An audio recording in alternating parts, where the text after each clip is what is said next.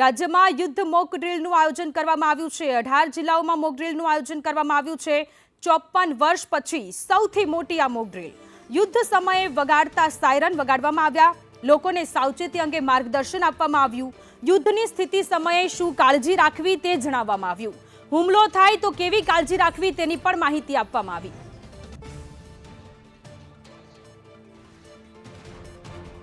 Ahmedabad palladium મોલથી Kashyap અને સુરતથી મનીષ પરમાર આપણી સાથે લાઈવ જોડાયેલા છે।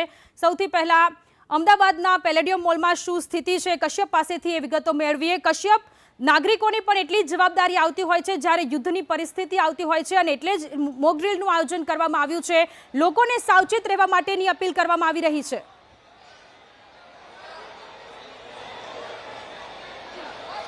કેન્દ્ર સરકારના આદેશ બાદ મોક ડ્રીલનું આયોજન કરવામાં આવ્યું છે ને પેલેડિયમ મોલ ખાતેના આ દ્રશ્યો છે।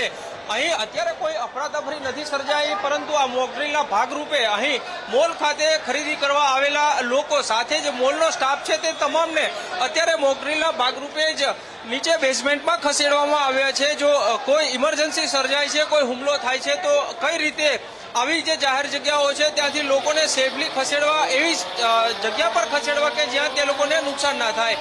આ કામગીરી છે તેમાં સરકારના 13 જેટલા વિભાગો છે તે જોડાયેલા છે। જીએસઆરટીસી, આરટીઓ, પોલીસ વિભાગ, કલેક્ટર વિભાગ, સાથે જ ફાયર વિભાગ છે। આ તમામ વિભાગ જે છે તે જોડાયેલા છે અને આ મોટી સંખ્યામાં લોકો છે તેને અત્યારે બેઝમેન્ટમાં ખસેડવામાં આવી રહ્યા છે। અહીં પેલેડિયમ મોલમાં મોક ડ્રીલના ભાગરૂપે અહીં બેઝમેન્ટની અંદર એક સેફ હાઉસ છે તે તૈયાર કરવામાં આવ્યું છે। સાથે જ અહીં લોકોને ઇમરજન્સી સર્જાય તો કઈ રીતે અહીંથી ભાગવું, કઈ રીતે સેફ સ્થળ ઉપર જવું, આ તમામ બાબતોને લઈને માહિતી જે છે તે આપવામાં આવશે। અત્યારે અહીં એમ્બ્યુલન્સ હોય કે પછી ફાયરના વાહનો હોય તે તમામ અહીં હાજર રાખવામાં આવ્યા છે અને જ્યારે ઇમરજન્સી સર્જાય અને જો આપાતકાલીન સાયરન વાગે છે, સતર્કતાનું સાયરન વાગે છે, તો આ સતર્કતાના સાયરનમાં કઈ રીતે લોકોએ રિએક્ટ કરવું આ બાબતને લઈને મોક ડ્રીલનું આયોજન અત્યારે અહીં કરવામાં આવ્યું છે। જી કશ્યપ, જોડાયેલા રહેજો આપણી સાથે। સુરતથી મનીષ જોડાયેલા છે। મનીષ, સુરતમાં 3 સ્થળે મોક ડ્રીલ યોજાઈ રહી છે।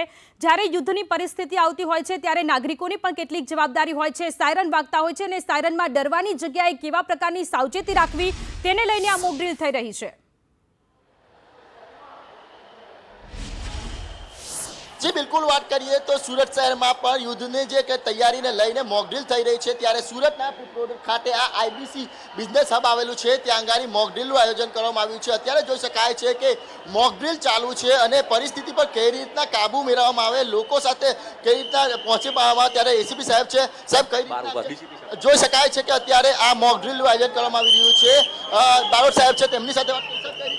સાહેબ કઈ રીતના આખું આયોજન છે, કેટલું સક્સેસ ડ્રીલ ચાલુ છે? અત્યારે બધા ઇવેક્યુએશનની કામગીરી ચાલુમાં છે। કઈ રીતે કોણ કોણ જોડાયેલું છે, કઈ શું ડિટેલ? ફાયરની ટીમ છે, કોર્પોરેશનની ટીમ છે અને પોલીસ છે। અત્યારે સાહેબ લોકોને કઈ રીતે સમજાવવામાં આવી રહ્યા છે, સાયરન વાગી ગયું છે તો કઈ રીતે સમજાવવા?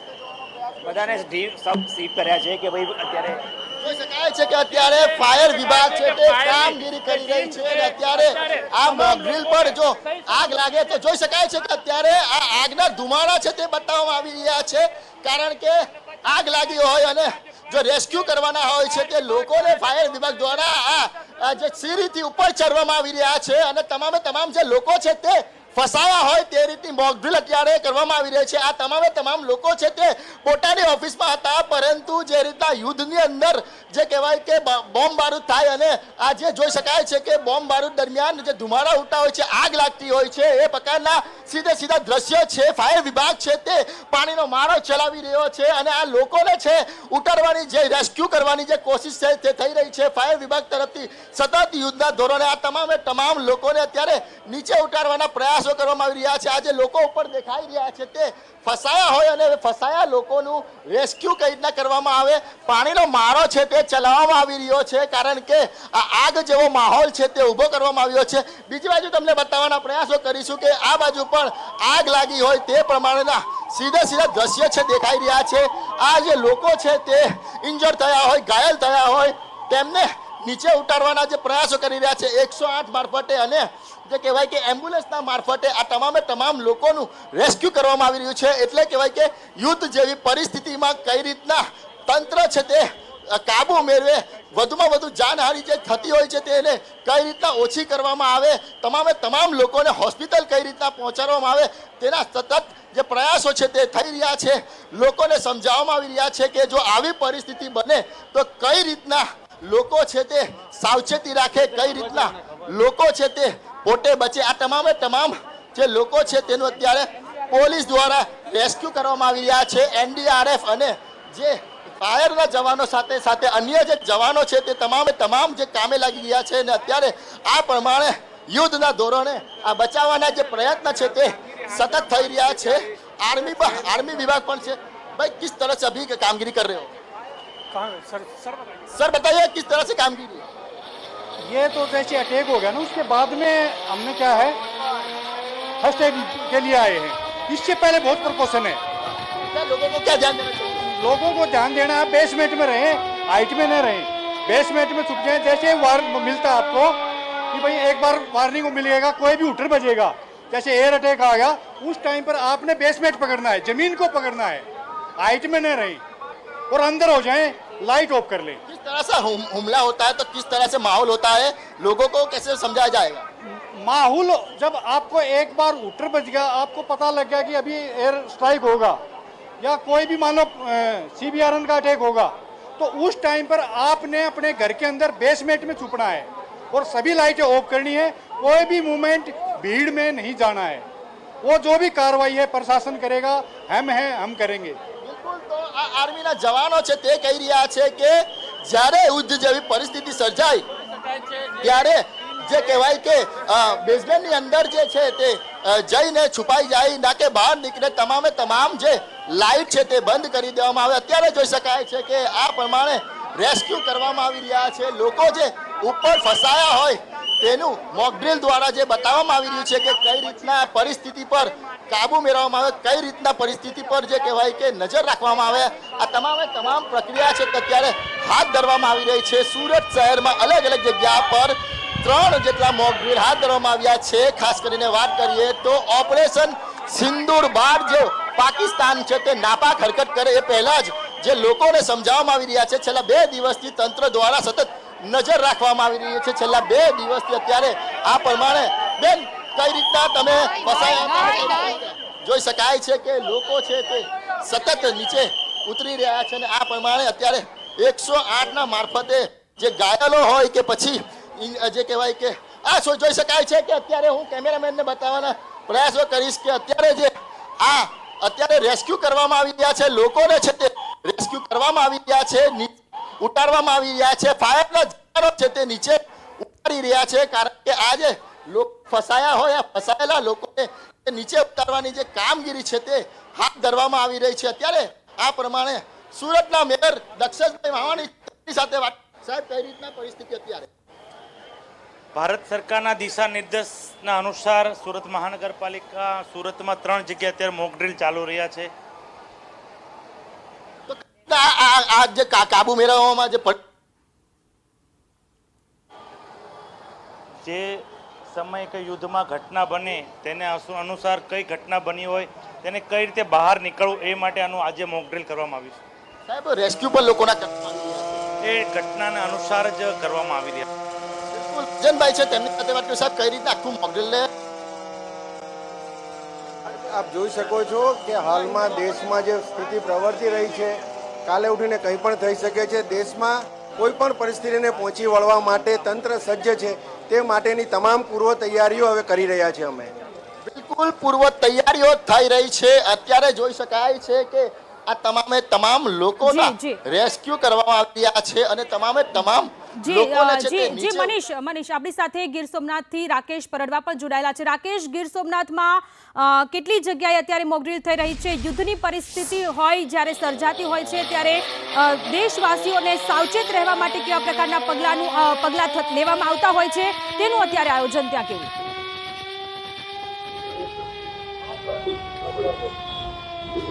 ચોક્કસથી ભારત સરકાર દ્વારા જાણે યુદ્ધ અભ્યાસનો પ્રયાસ કરી રહ્યા હોય, યુદ્ધાભ્યાસ ચાલી રહ્યો હોય તેવા દ્રશ્યો હાલ જોવા મળી રહ્યા છે.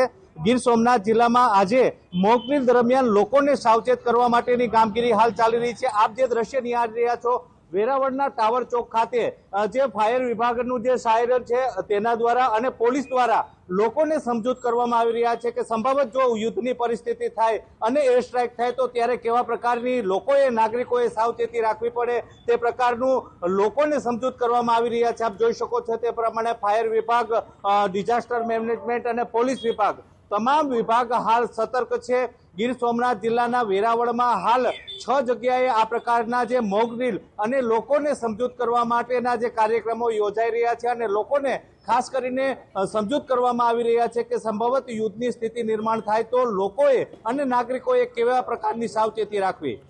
જી આપ અમારી સાથે જોડાયેલા રહેજો। અમદાવાદના વટવાથી પ્રતિક જોડાયેલા છે। પ્રતિક, વટવામાં સાયરનો વાગી ચૂક્યા છે, કેવા પ્રકારની સ્થિતિ ત્યાં? પ્રીતિ, વટવા જીઆઈડીસીમાં પણ મોકડ્રીલનું આયોજન કરવામાં આવ્યું છે અને ટૂંક જ સમયમાં અહીંયા પણ મોકડ્રીલ યોજાશે। તેના માટે સિવિલિયનને અહીંયા બોલાવવામાં આવે છે, સાથે જ સિવિલ ડિફેન્સ કેવી રીતે કરવો યુદ્ધની પરિસ્થિતિમાં તેના માટેની તાલીમ સૌ કોઈને આપવામાં આવે છે।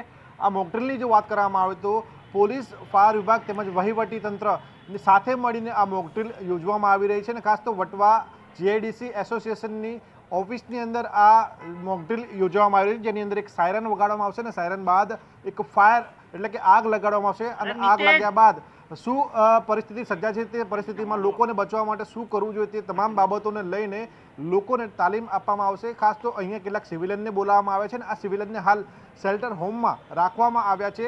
ટૂંક સમયમાં જ એક સાયરન વાગશે અને સાયરન વાગ્યા બાદ તમામ જે લોકો છે તેમને એક સલામત સ્થળે ખસેડવામાં આવશે, તે પ્રક્રિયા હાથ ધરવામાં આવશે। સાયરન કેવું હોવું જોઈએ, સાયરન વાગે ત્યારે લોકોએ શું કરવું જોઈએ, તમામ બાબતોની તાલીમ અહીંયા આપવામાં આવશે। સાથે જ એવી પણ વ્યવસ્થા અહીંયા કરવામાં આવી છે કે જો યુદ્ધની પરિસ્થિતિ સર્જાય, સેલિંગ થાય અથવા એર સ્ટ્રાઇક થાય ત્યારે કોઈ વ્યક્તિ ઇન્જર્ડ થાય, ઘાયલ થાય તો તેને ત્વરિત હોસ્પિટલ કેવી રીતે ખસેડવો, આસપાસથી કયા કયા વિસ્તારોમાં હોસ્પિટલ છે તે તમામ બાબતોને સાથે ધ્યાનમાં રાખીને આ ડ્રીલનું આયોજન કરવામાં આવી રહ્યું છે, જેથી કરીને જ્યારે પણ આ પ્રકારની પરિસ્થિતિનું નિર્માણ થાય ત્યારે સૌ કોઈ પહેલાં તેનો પોતાનો બચાવ કરી શકે તે માટેનું આયોજન કરવામાં આવ્યું છે। ખાસ તો સમગ્ર વિસ્તાર છે તે વિસ્તારને કોર્ડન કરવામાં આવશે પોલીસ દ્વારા અને ત્યારબાદ જે લોકો સુરક્ષિત છે તેમને શેલ્ટર હોમમાં લઈ જવામાં આવશે અને ત્યારબાદ જે લોકો ઇજાગ્રસ્ત છે તેમને ત્વરિત ફર્સ્ટ એડ એટલે સારવાર મળી રહે તે માટેની વ્યવસ્થા કરવામાં આવશે। સિટી મામલતદાર સહિતના અધિકારીઓ અહીંયા ઉપસ્થિત છે, વહીવટી તંત્ર ઉપસ્થિત છે, જેથી કરીને આ જે મોકડ્રીલ છે તેનું સફળતાપૂર્વક આયોજન થાય અને આસપાસના જે લોકો છે તેમને આ મોકડ્રીલ શું હોય છે, સાથે જ યુદ્ધની પરિસ્થિતિમાં બચાવ માટે શું કરી શકાય તે બાબતની તાલીમ આપી શકાય।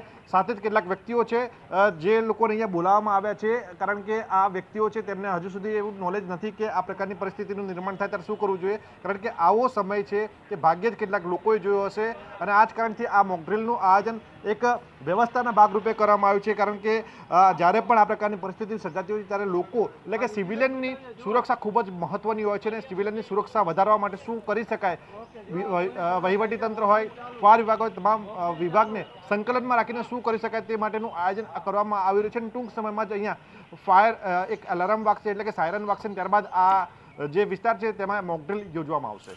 જી પ્રતિક, જોડાયેલા રહેજો। પાટણથી યશવંત જોડાયેલા છે આપણી સાથે। યશવંત, પાટણમાં મોકડ્રીલ થઈ રહી છે, સાયરનો વાગી ચૂક્યા છે, લોકોને સાવચેત રહેવા માટેની અપીલ કરવામાં આવી રહી છે, કેટલી ટીમ અત્યારે ત્યાં પહોંચી છે, વ્યવસ્થાના ભાગરૂપે ત્યાં કેવું આયોજન? સોનલ, ચોક્કસથી અત્યારે જે ઓપરેશન અભ્યાસ ચાલી રહ્યો છે સમગ્ર દેશના અંદર આપણે અત્યારે છીએ મામલતદાર અને નગરપાલિકાનું જે કેમ્પસ છે ત્યાં આગળ અત્યારે જે મામલતદાર કચેરી છે તેના દ્રશ્યો આપ જોઈ શકો છો કે જે મામલતદાર કચેરી છે ત્યાં આગળ આપાતકાલીન જે આરોગ્ય કેન્દ્ર છે તે બનાવી દેવામાં આવ્યું છે, જે કેઝ્યુઅલ્ટી થઈ હોય છે, જે દર્દીઓ છે તે અહીંયા સારવાર માટે રાખવામાં આવે છે અને તેની સાથે સાથે જે એમ્બ્યુલન્સ વાહનો છે જે એમ્બ્યુલન્સ સાથે સાથે આપાતકાલીન જે વાહનો છે તે અહીંયા દર્દીઓને અહીંયાથી શિફ્ટ કરી દેવામાં આવે છે। સ્વાભાવિક રીતે જે કેમ્પસ છે કેમ્પસના અંદર તમામ જીઆરડી હોય, ટીઆરડી હોય, તમામ પોલીસ કર્મીનો કાફલો જે પાટણ નગરપાલિકાના કેમ્પસ તેમજ મામલતદાર નગરપાલિકાના કેમ્પસના અંદર જે ફાયર સેફ્ટી છે તે ફાયર સેફ્ટીના સાધનો આવી ગયા છે, જેસીબીથી લઈને તમામ પ્રકારના અહીંયા સાધનો લાવી દેવામાં આવે છે।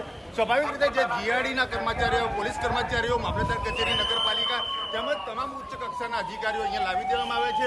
જે રીતના એક ભારત દેશના અંદર આપાતકાલીન સમય આવે ને આપાતકાલીન સમયના અંદર કેવી રીતના લોકોને જાગૃતતા મેળવવી પડે તે બાબતનો અત્યારે અભ્યાસ થઈ રહ્યો છે. જે વાત કરવામાં આવે તો તમામ પ્રકારના જે કર્મચારીઓ છે તે અત્યારે લોક જાગૃતતા માટે કરીને તમામ પ્રકારની જે જાણકારી છે તે પબ્લિકને આપી રહ્યા છે. આ બીજી તરફ નજરો સમક્ષ દેખી રહ્યા છો કે જે કેઝ્યુઅલ્ટી થયેલા દર્દીઓ છે તે કેઝ્યુઅલ્ટી થયેલા દર્દીઓ છે આઈસીયુ વાર્ડના અંદર લઈ જવામાં આવી રહ્યા છે વધુ સારવાર માટે કરીને.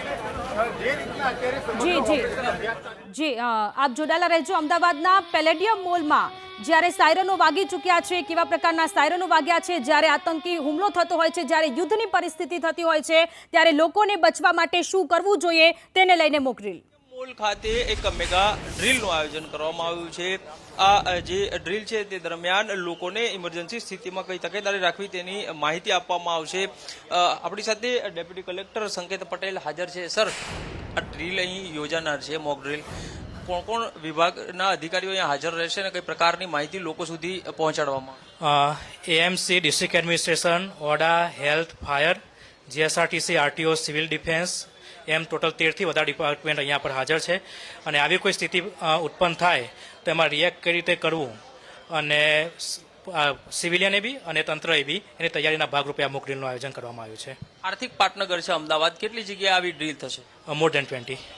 અને આ તમામ જગ્યાઓ ઉપર લોકોને કઈ બાબતોથી જાગૃત કરવામાં? આ સ્થિતિમાં કઈ રીતે પોતાની જાતને બચાવવા, તંત્રએ આ સિચ્યુએશનમાં કઈ રીતે રિએક્ટ કરવું એની તૈયારી અત્યારે કરવામાં આવશે. તો જે પ્રમાણે સંકેત પટેલ છે તે જણાવી રહ્યા છે કે જો આપાતકાલીન સ્થિતિ સર્જાય તો તેમાં કઈ રીતે રિએક્ટ કરવું તે તમામ બાબતોને લઈને માહિતી જે છે તે આપવામાં આવશે અને લોકોને જાગૃત કરવામાં આવશે. જે પ્રમાણે કેન્દ્ર સરકાર દ્વારા સૂચના આપવામાં આવી છે અને તેના ભાગરૂપે જ આ મોક ડ્રીલનું આયોજન કરવામાં આવ્યું છે.